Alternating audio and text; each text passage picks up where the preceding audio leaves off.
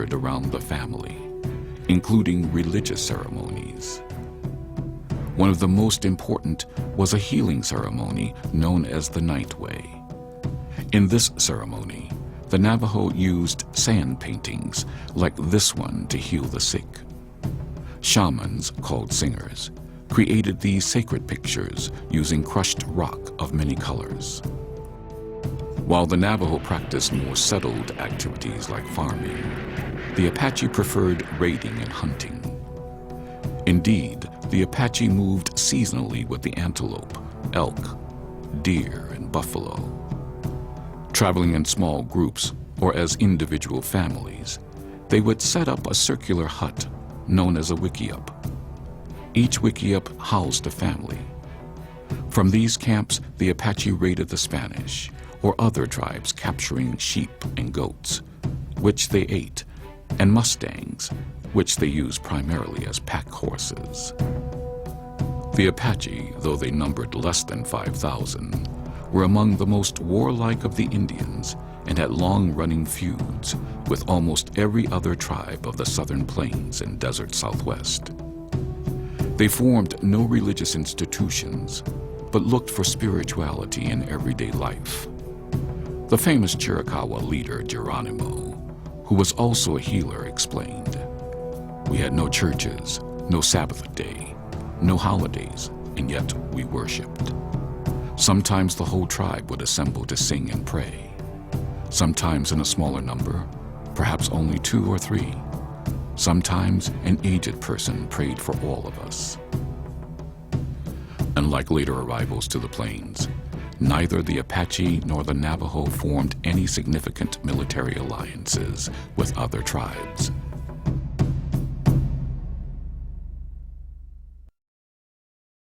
The Kiowa's journey onto the plains began somewhere in the Kootenay region of British Columbia, Canada. From there, they migrated into western Montana in the 1600s. Around 1700, they reached the Yellowstone River area. 10 years later, after acquiring the horse from the Crow, they found a home in South Dakota's Black Hills.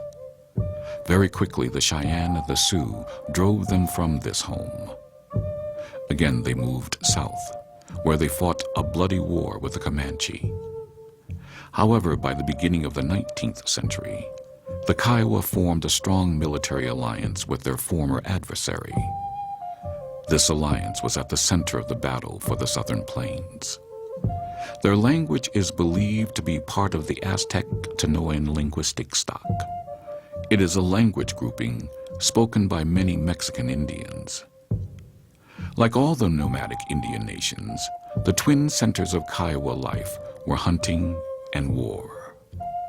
Though small in numbers, the Kiowa were known for their exceptional bravery, strict military organization, and strong warrior societies. The Kiowa were also known for their incredible storytelling pictographs. Indeed, they came very close to developing a written language. Much history of the Indian Wars comes from their pictographic records written on buffalo hides as a kind of yearly calendar. Another nation, later called the Kiowa Apache, accompanied the Kiowa as they migrated south. Though unrelated genealogically to either the Kiowa or Apache, they had the cultural traits of the Kiowa and spoke an Athabascan-based language like the Apache, hence the Kiowa Apache designation.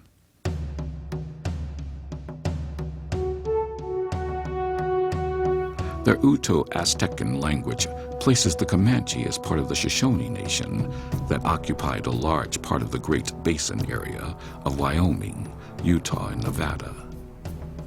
Sometime in the 17th century, a small band of Shoshone from the mountainous region of Wyoming migrated south along the Rocky Mountains. Around 1700, they acquired horses, and by 1720, they were in present-day Kansas.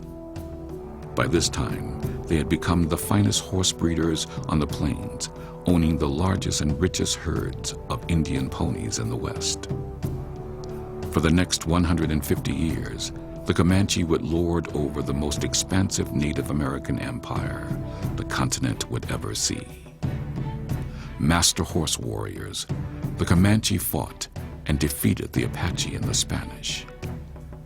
It is said that the Comanche killed more whites than any other Indian tribe. Eventually, they formed military alliances with the Kiowa and the Southern Arapaho and the Southern Cheyenne. Although the Comanche controlled a large empire that stretched across the southern plains, they were less organized socially than their Kiowa allies, but organized in small bands of 100 or so warriors. The Comanche rivaled the Spanish conquistadors in wealth and power. Like the Spanish, they were also slave traders and profit seekers. Of all the Plains nations, the Comanche were the most open to new ideas. It was perhaps their greatest strength. According to historians Joseph Cash and Gerald Wolfe in their book The Comanche People, the Comanche, by bringing in captives from so many different groups, kept their nation vigorous and far-seeing.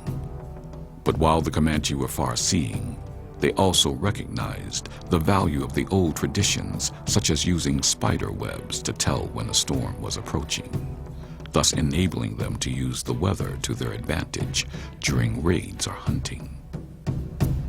A second group of Indians moved onto the plains, not from the northwest as did the Apache, Navajo, Kiowa, and Comanche, but from the northeast.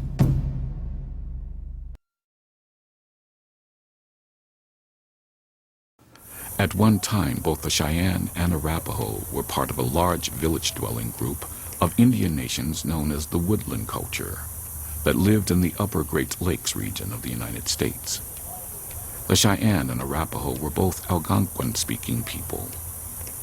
The exact ancestral homeland of the Arapaho is unknown, but many believe they once lived along the banks of the Red River between the border of North Dakota and Minnesota. Sometime in the 1700s, the Arapaho arrived near the headwaters of the Missouri River. From the headwaters of the Missouri, the Arapaho pushed south towards the Black Hills. Though they made a military and economic alliance with the Cheyenne, they warred with the rest of the Plains tribes, including the Sioux, Pawnee, Comanche, and the Shoshone. In fact, it was by stealing their horses that the Arapaho became a full-fledged horse culture. The Arapaho practiced and perhaps originated the sun dance. An annual event, the sun dance was a test of endurance for the participants, as they had to dance and perform rituals for days, often staring into the sun. While the Arapaho were fierce fighters, they were known more for their welcoming ways than their warlike nature. This characteristic stemmed from their form of government, which used consensus to make decisions for the tribe. Usually consensus was reached among the adult men and some of the elderly women.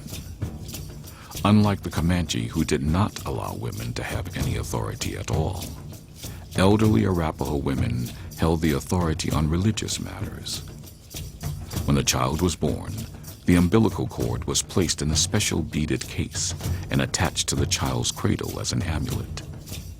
When the child learned to walk, he or she carried the amulet with them wherever they went. The first historical record of the Cheyenne was in 1680, when a group of Cheyenne encountered the French explorer La Salle in present-day Illinois. Shortly after this encounter, the Cheyenne moved westward, separating from their woodland neighbors. Still living in permanent villages, they farmed along the Missouri River in North and South Dakota during the mid-1700s. But at century's end, they had lost the corn, as their legend told, and became a true nomadic horse culture. For a brief period, they occupied the Black Hills, only to be pushed out by the Sioux. Perhaps the most important Cheyenne ceremony was the medicine arrow rite, also known as the arrow renewal ceremony.